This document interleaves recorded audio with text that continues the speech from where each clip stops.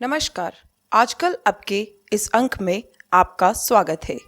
इस अंक के प्रारंभ में हम आपको बताते हैं कोरोना की चपेट में देश व प्रदेश के सभी उद्योग धंधे आए। इससे भिलवाड़ा का टेक्सटाइल उद्योग भी अछूता नहीं रहा। टेक्सटाइल उद्योग के बड़े व्यवसायी संगम ग्रुप के श्री रामपाल सोनी ने कोरोना की समस्या का जिक्र करते हुए टेक्सटाइल उद्योग को गति देने के लिए सुझाव दिए। आइए देखते हैं। राजस्थान प्रदेश क्षेत्रफल के हिसाब से देश का सबसे बड़ा प्रांत है। प्रदेश में भौगोलिक विविधताओं के साथ औद्योगिक विविधताएं भी हैं, जहां प्रदेश का राजसमंद और कोटा जिले खनिज व्यवसाय के लिए अग्रणी हैं, तो जैसलमेर, उदयपुर, जयपुर पर्यटन के लिए। वहीं भीलवाड़ा जिला टेक्सटाइल उद्योग के लिए न केवल प्रदेश में अपितु देश में अपना एक अहम स्थान और नाम रखता है। कोरोना काल के कच्चे पक्के 2 वर्षों में हमारे उद्योग धंधों और पर्यटन की नींव हिलाकर रख दी। जहां पर्यटन का पूरी तरह सत्यानाश हो गया, वहीं उद्योग धंधे भी वेंटिलेटर पर आ गए। कोरोना काल की बदली परिस्थितियों ने उद्योगों के हालात बदल दिए। भीलवाड़ा के टेक्सटाइल उद्योग की हालत तो इतनी खराब रही कि या तो उद्योगपतियों ने अपने उद्योग बंद कर दिए या फिर सब कुछ दांव पर लगाकर उद्योगों को किसी न किसी तरह जीवित रखने का प्रयास कर रहे हैं। इस जबरदस्त समस्या का सामना न केवल 1-2 उद्योग धंधों को करना पड़ा, अपितु भीलवाड़ा के सभी उद्योग धंधे इससे प्रभावित हुए। इस विषय को लेकर टेक्सटाइल जगत में अंतर्राष्ट्रीय स्तर पर मुकाम हासिल करने वाले श्री रामपाल सोनी ने अपने एक विशेष साक्षात्कार में यूं बयां किया। देखिए, कोरोना के कारण पूरे व्यापार को देखें, पूरे उद्योग को देखें, बिजनेस साइड से देखें, कुछ फील्ड के अंदर कोरोना का कोई भी असर नहीं हुआ है। व्यापार जैसे पहले चल रहा था वैसे ही बराबर चल रहा था, और कुछ इंडस्ट्रीज ऐसी है जिसके अंदर कोरोना का बहुत बड़ा मतलब जो असर हुआ है और बहुत से लोगों को काफ़ी नुकसान उठाना पड़ा है। अभी पहली लहर के समय जो है उस समय अचानक ही लॉकडाउन होने के कारण इंडस्ट्री के पास काफ़ी स्टॉक रह गए थे और उसके कारण काफ़ी बड़ा नुकसान जो है उन इंडस्ट्रीज़ को उठाना पड़ा जो मार्केट के अंदर ऑर्डर्स होते हुए अपने माल को जो है सप्लाई नहीं कर पाए। भिलवाड़ा एक टेक्सटाइल का बहुत बड़ा सेंटर है। यहाँ पे जो सबसे बड़ा उद्योग है वो टेक्सटाइल के ऊपर ही आधारित है। अभी इसमें जो कंपोनेंट है, एक तो रॉ मटेरियल सबसे बड़ा कंपोनेंट है, सेकंड पावर दूसरा कंपोनेंट है, और तीसरा जो है मैन पावर और पावर। ये कंपोनेंट जो है मेनली टेक्सटाइल इंडस्ट्री से संबंधित है। जहाँ तक रॉ मटेरियल का सवाल है, जो कॉटन बेस के ऊपर जो स्पिनिंग मिलें आधारित है कॉटन के ऊपर, इस बार कॉटन की रेटें शुरू से ही बहुत ऊंची रही है और उसके कारण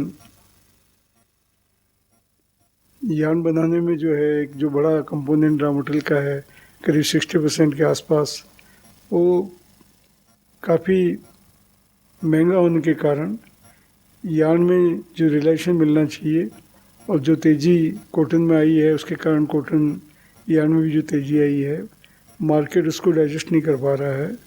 उसके कारण पिछले 15-20 दिनों से मार्केट में एक अनिश्चितता की स्थिति जो है बनी हुई है। श्री सोनी ने उद्योग धंधों को मजबूत करने, उन्हें आगे बढ़ाने और प्रदेश के संपूर्ण विकास के लिए सरकार से यह गुहार की।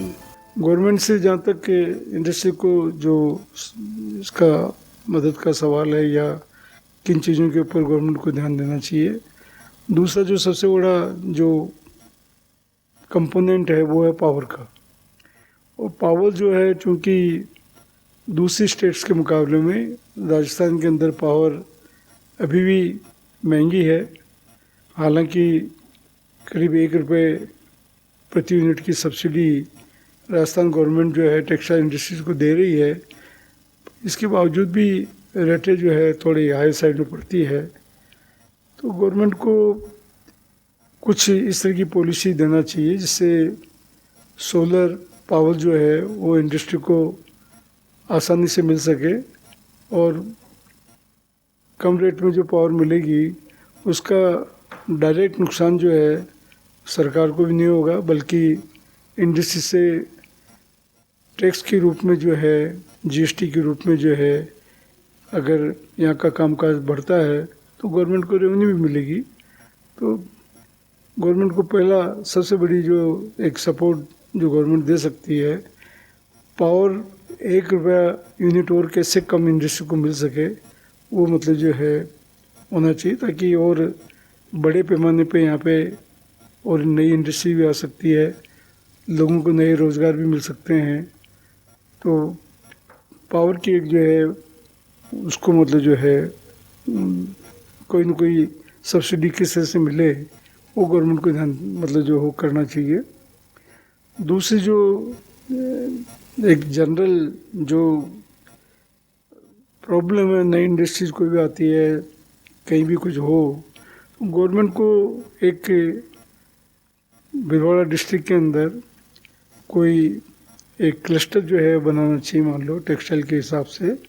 वहाँ पे बेसिक जो सुविधाएं हैं, जैसे पावर सप्लाई की है, पानी की है, एफिलेट ट्रीटमेंट प्लांट की है, एक बेसिक इंफ्रास्ट्रक्चर जो है वहाँ पे मिल जाए, तो जो समय बहुत ज़्यादा इन सब चीज़ों को पूर्ति करने में करीब करीब 1 साल 1.25 साल लग जाता है, वो उसकी बचत हो सकती है। और खर्चा भी मान लो जो एक इंडस्ट्री कहीं भी लगती है, उसको 10-11 किलोमीटर से पावर की जो सप्लाई लेनी पड़ती है, पानी की मतलब जो है वो जो कहीं से भी सप्लाई ले उसके लिए व्यवस्था करनी पड़ती है। तो ये सारा खर्चा भी बच सकता है और गवर्नमेंट को इससे कोई लॉस नहीं होगा। गवर्नमेंट जो भी कॉस्ट गवर्नमेंट की आती है उसके हिसाब से वहाँ पे वो लैंड जो है, जो नई इंडस्ट्री लगाना चाहे, उनको अलॉट कर सकते हैं। श्री सोनी ने उद्योग धंधों में अभिरुचि रखने वाले नए और युवा साथियों को अपने 40 वर्ष के अनुभव के मद्देनज़र कुछ सीख दी और अपने संदेश में यूं बयां किया। देखिए, इंडस्ट्री में हमेशा एक जैसा तो कभी रहता भी नहीं है, कभी मंदी भी आती है, तेज़ी भी आती है। तो ये भी अभी जो मंदी का पीरियड है वो मेरे ख्याल से ख़त्म होना चाहिए। जहाँ तक पिछले 40 वर्षों में उतार चढ़ाव का सवाल है, उसमें 1988 के अंदर जब यहाँ इंडस्ट्री की शुरुआत हुई थी और बेसिक यहाँ का जो आधार था वो वीविंग मतलब का काम ही ज़्यादातर भिलवाड़ा में उस समय होता था, वीविंग और प्रोसेसिंग। तो उस समय मार्केट यहाँ का परिपक्व नहीं था और जिस तरह से चेंजेज आए कपड़ों के डिज़ाइंस में, इसमें पूरा मार्केट यहाँ का हिल गया था और उसमें काफ़ी लोगों को नुकसान भी उठाना पड़ा।